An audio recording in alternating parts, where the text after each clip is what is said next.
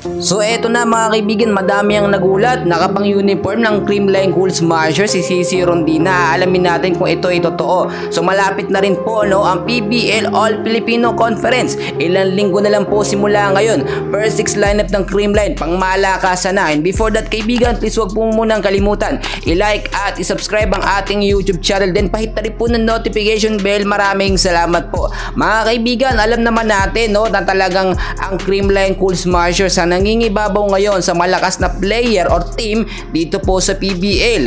Kaya naman po kapag may nadadagdag sa kanila na star player ay lalo tayong kinakabahan, lalong kinakabahan ng mga bashers or kalaban ng Creamline dahil mas lalo ang lumalakas o malakas na nga ang CCS, mas lalo panlalakas. Then lumabas po itong picture na ito na kung saan ay makikita natin si CC Rondina, nandyan din itong si Bernadette Pons, which is nakasuot po sila ng Creamline Cool Smashers na t-shirt. So may mga nagsabi at hindi alam na ito daw ba ililipat na or nasa Creamline na daw ba. Sa mga hindi nakakaalam, sponsor po ng Creamline ang beach volleyball. Dati pa po itong photos na ito mga kaibigan, which is talagang sa Creamline naman itong si CC Rondina.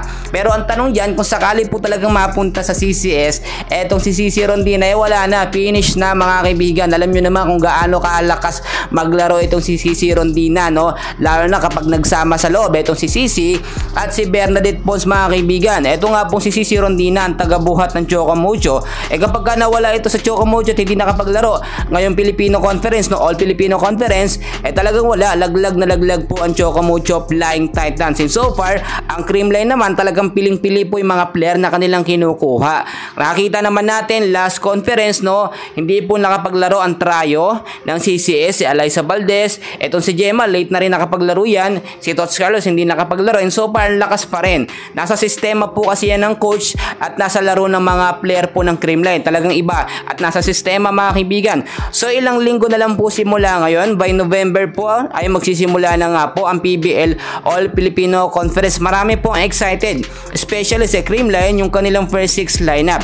May kumpirmasyon din po tayo na ito nga pong si Alyssa Valdez ay kumpirmado maglalaro na po sa All Filipino Conference. Sa about naman po sa kalusugan niya, wala na pong problema. So far, fit na po siya para maglaro po ngayong conference. Inaabangan natin yan mga kaibigan at ilang linggo na nga lang po yan. Sa part naman po ng sistema ng Creamline mga kaibigan, hindi pa rin po magbabago. Posible pa rin gamitin yung nakaraang first 6 lineup nga po, yung bago po mag All Filipino Conference, yung dating lineup nila gagamitin po yun, which is itong si Gemma Galanza kasama si Pangs Panaga, si Gemma Galanza, itong si Alyssa Valdez, alam naman natin gagamitin po yan, hindi magbabago, mas lalo pa po lalakas. Si Bernadette Pons gagamitin mga kaibigan, kahit alam naman natin maglalaro rin yan sa beach volleyball, hindi yan pwedeng mapago din sa CCS, kahit maglaro sa ibang team, etong si Bernadette Pons maglaro sa beach volleyball, babalik at babalikin sa CCS dahil ang CCS po ang nagbigay ng popularity sa kanya at yung nahubog siya talagang sa Creamline.